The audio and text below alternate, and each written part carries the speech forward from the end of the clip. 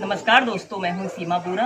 दोस्तों, आज हम आपको आंखों से जुड़ी समस्याएं जैसे आंखों की मांसपेशियों में होने वाली दिक्कतें, बैक्टीरियल इन्फेक्शन, आंखों से पानी आना, आंखों का लाल होना, आंखों में सूजन होना, निकट दृष्टि दोष, दूर दृष्टि दोष जैसी समस्याओं को दूर करने वाले कुछ लाभकारी अभ्यास बताएंगे।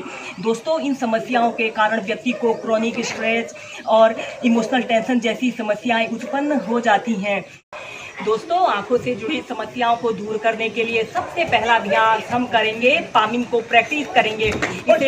इस पामिंग को आप सुबह उठते ही बिस्तर पर भी प्रैक्टिस कर सकते हैं। जैसे ही आप उठें, अपने दोनों हथेलियों को खूब रगड़ें, ऐसे खूब रगड़ें जब तक कि आपकी हथेलियां गर्म न हो जाएं। जब आपकी हथेलियां गर्म हो जाएं, आपने दोनों हथेलियों को ऐसे अपनी आंखों के ऊपर ऐसे रख लेना है। कुछ देर ऐसे ही इसे आंखों के ऊपर अपनी हथेलियों को रखें और ऐसा महसूस करें कि आपके हाथों से ऊर्जा और शक्ति निकलकर आपकी आंखों में प्रवेश कर रही है। फिर धीरे धीरे ऐसे अपने हाथों को ऐसे अपनी आंखों से हटा लेते हैं और फिर अपनी हथेलियों को और जोर से रगड़ें। जब आपकी हथेलियां गर्म हो जाएं, फिर अपने दोनों हथेलियों को ऐसे अपनी आंखों के ऊपर ऐसे रख लेते हैं। कुछ देर ऐसे ही हथेलियों को अपनी आंखों के ऊपर रखें और फिर धीरे धीरे ऐसे अपने हाथों को ऐसे अपनी आंखों से हटा लें और फिर धीरे धीरे अपनी आंखों को ऐसे सहजता से खोल लेते हैं। दोस्तों, इस अभ्यास को करने से हमारे नेत्र की ज्योति बढ़ती है और हमारे शरीर में या फिर हम कहें कि हमारे पूरे चेहरे में एक नई ऊर्जा का संचार होता है। दोस्तों, आंखों से जुड़ी समस्याओं को दूर करने के लिए हम नेक्स्ट अभ्यास हम करेंगे शीर्षासना। दोस्तों, शीर्षासना आंखों से जुड़ी समस्याओं को दूर करने के लिए रामबाण औषधि के रूप में काम करता है।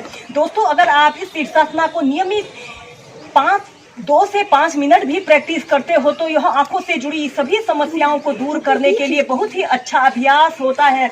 इस शीर्षासना को करने के लिए आपने ऐसे ही वज्रासना पर बैठ जाना है और अपने दोनों हाथों को ऐसे इंटरलॉक कर लेते हैं और अपने हथेलियों को ऐसे जमीन पर ऐसे रख लेते हैं। फिर अपने सिर के इस वाले हिस्से को ऐसे जमीन पर ऐसे रखते हुए धीरे धीरे आपने अपने घुटनों को ऐसे सीधा कर लेना है और अपने दोनों पैर की एड़ियों को ऐसे जमीन पर ऐसे स्पर्श कीजिए। ऐसे अर्ध शीर्षासना की पोजीशन में आते हैं। दोस्तों, जो लोग शीर्षासना को प्रैक्टिस ना कर सके वह सबसे पहले इस अर्ध शीर्षासना की पोजीशन में रहें। इसे करने से हमारे गर्दन के ऊपर के समस्त रोग दूर होते हैं और इस अभ्यास को करने से हमारे सिर में ब्लड सर्कुलेशन काफी दुरुस्त रहता है और हमारे आईसाइट को शार्प करने के लिए यह बहुत ही अच्छा अभ्यास होता है।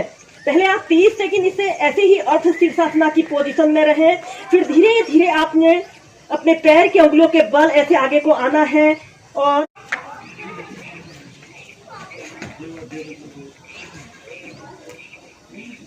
ऐसे धीरे धीरे अपने पैरों को ऐसे सीधे कर लीजिए।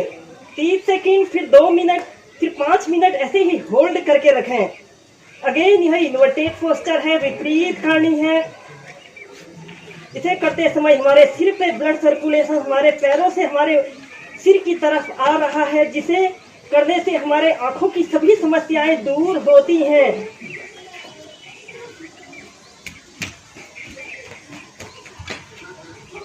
Normal breathing.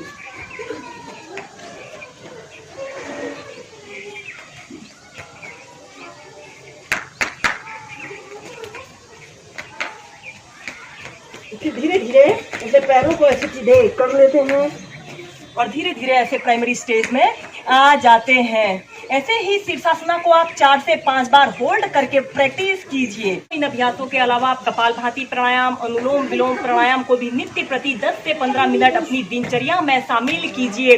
दोस्तों, इसके अलावा आप जलनेति को भी प्रैक्टिस कीजिए। इन अभ्यासों को करने से हमारी आंखों से जुड़ी सभी समस्याएं दूर होती हैं और हमारी आईसाइट शार्प होती है और विजन भी बेटर होने लगता है।